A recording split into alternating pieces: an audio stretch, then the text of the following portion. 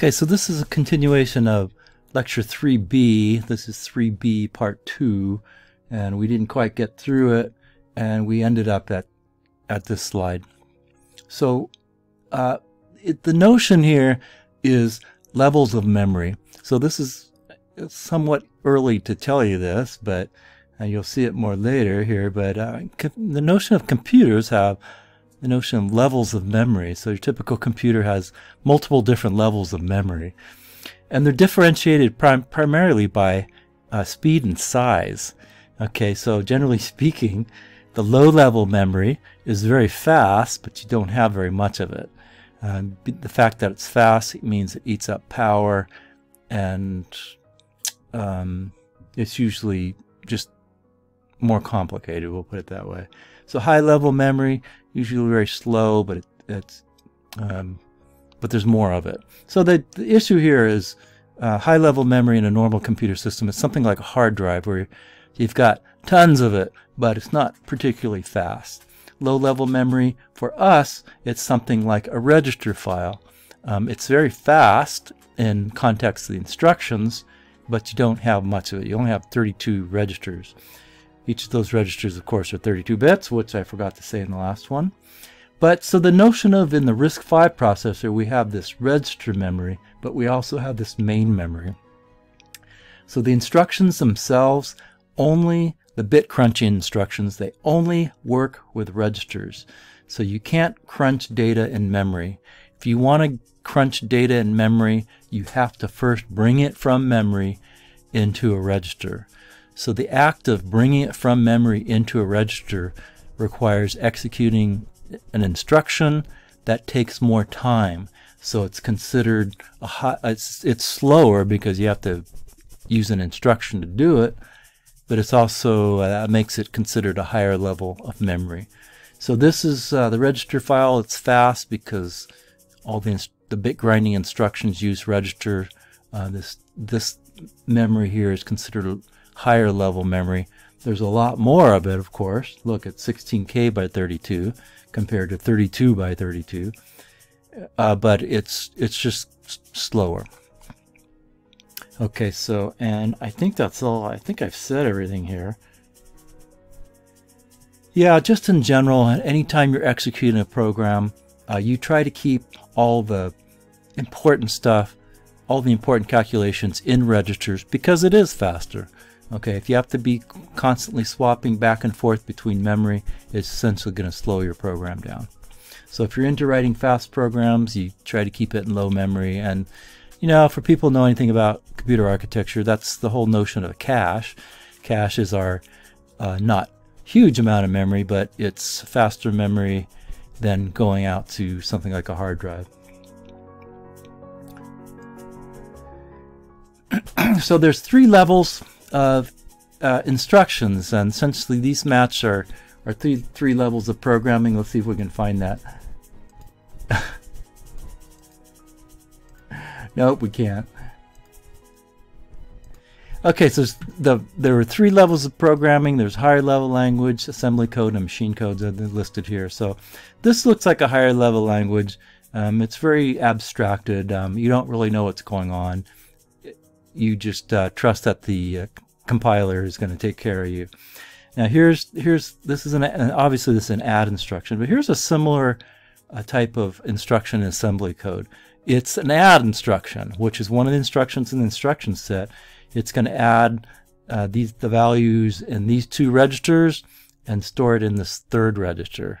Okay, it's very low level programming compared to this. It's not abstracted as this is. The RISC-V architecture has it has 32 registers. This mentions 3 of them, so it's very specific. Okay, but this assembly code is, you know, us humans can actually read that assembly code, but this one, the assembler takes this assembly code and translates it into machine code, and this is well, both of these are machine code, but this is the 32 bits that this instruction in particular would generate. Okay, so this is what the computer, these 1s and 0s is what the computer understands. We are kind of stuck at this assembly language level. I don't. I know a lot of people have you program or unprogram, disassemble these instructions, but as of right now, I don't really go there. I could very easily look up the right information in the right place to figure out to take this machine code and generate this instruction. But that's grunt work. I don't want to do it. So this is the machine code has a specific format. All the instructions have a specific underlying bit format, and it's something that you can't you can't memorize. No one was going to ever ask you to memorize it, but you need to know where to find it in the documentation.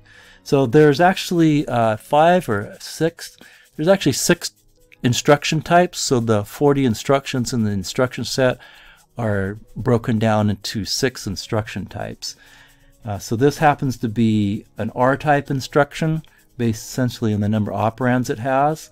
This is the format of an R-type instruction, and this is the bits associated with the add instruction, which is an R-type instruction.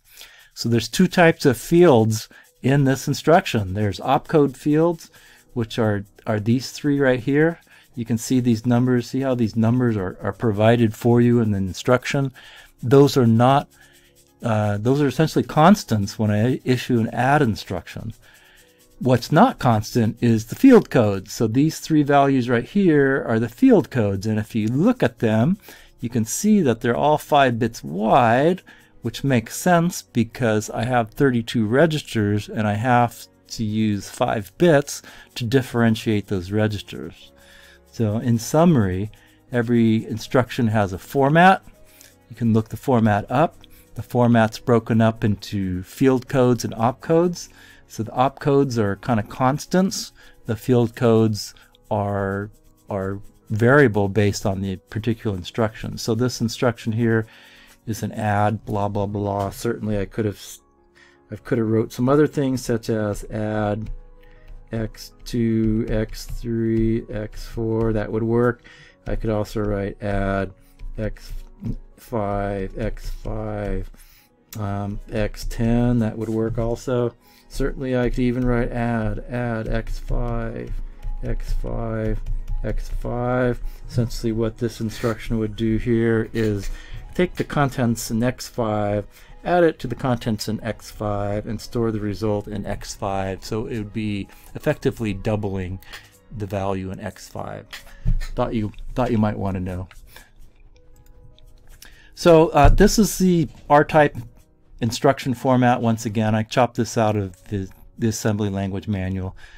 For every instruction here, they all have different opcodes. These are all R-type instructions. They're differentiated by the opcodes, and you can see even though this opcode here, you can see these opcodes are the same. It's actually differentiated by pretty much by those opcodes, and you'll see sometimes they're differentiated by these opcodes as well. You'll see that coming up later. Once again, this is all stuff you need to know. Not so much need to memorize or anything, but you need to know where to find it in the manual. And so always, certainly always have the manual available to you, or the cheat sheet. And there's our architecture once again. So check it out. Here's the register file. That's where those 32 registers are stored. And anytime I'm going to add, for example, that add instruction, it adds 2 values. So it adds 2 values coming out of the register file. I got to select those values. Here comes the result around back to the register file, and I write it back to the register file. It is a normal memory. Once again, I'm reading 2 values from that, and I'm writing 1 back to it. Okay, folks, that's it.